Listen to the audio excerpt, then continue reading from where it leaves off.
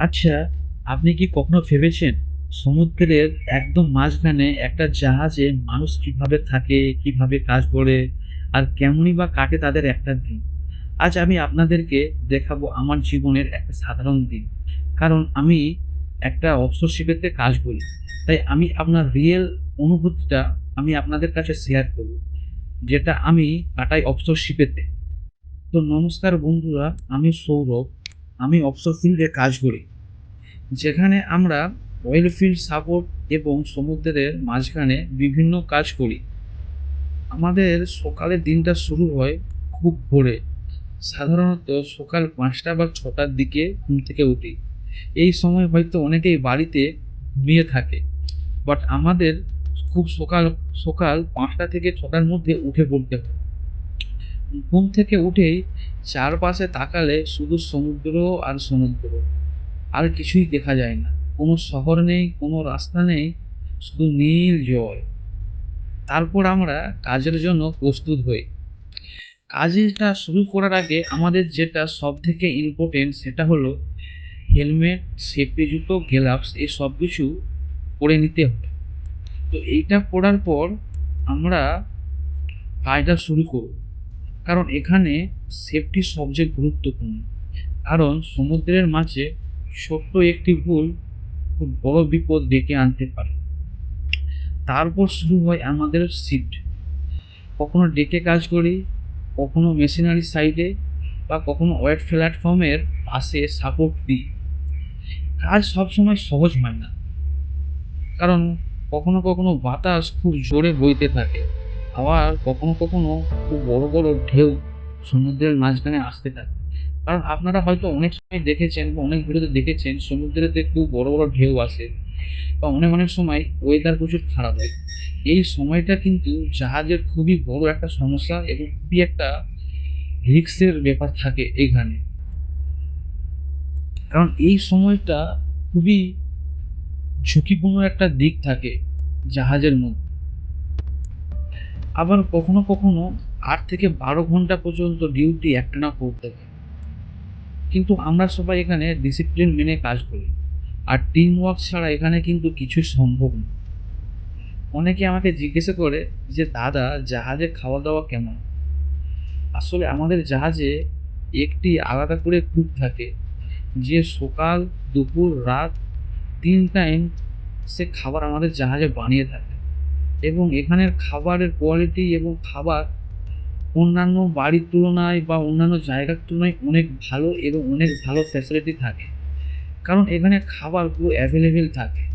But problem শুধু একটাই, বাড়িতে যেমন ফ্রেশ, সুস্বাদু, ফ্রেশ খাবারটা পাওয়া যায়, কিন্তু এখানে সেটা খাওয়া যায় না। কারণ আমাদের জাহাজের খাবার ১৫ থেকে ১ মাসের খাবার একসাথে আমরা স্টোর করে নিই।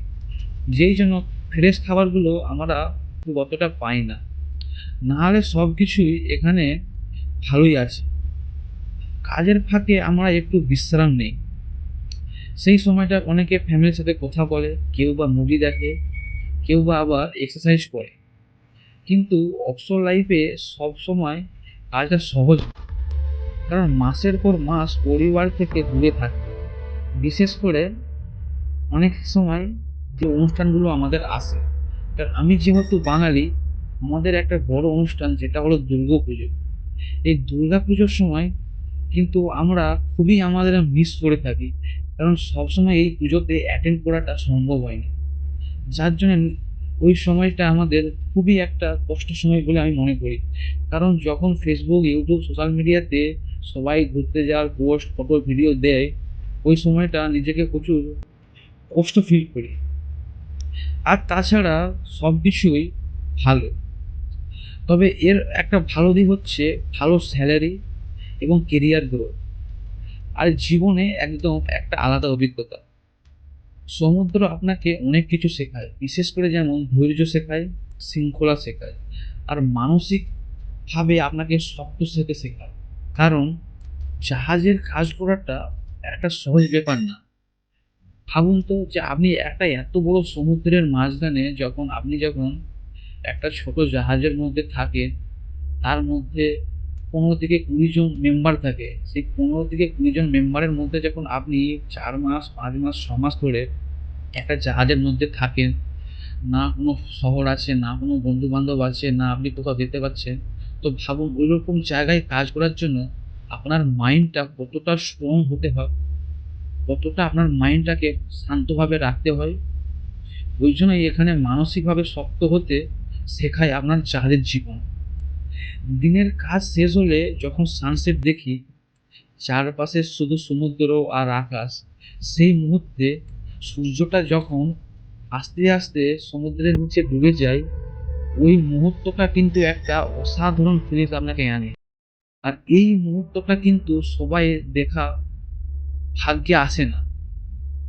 বিশেষ করে যারা সমুদ্রে জাহাজে কাজ করে তারাই কিন্তু এই ফিলিংসটা অনুভব করতে পারে এবং এই সুন্দর মুহূর্তটা কিন্তু দেখতে পারে।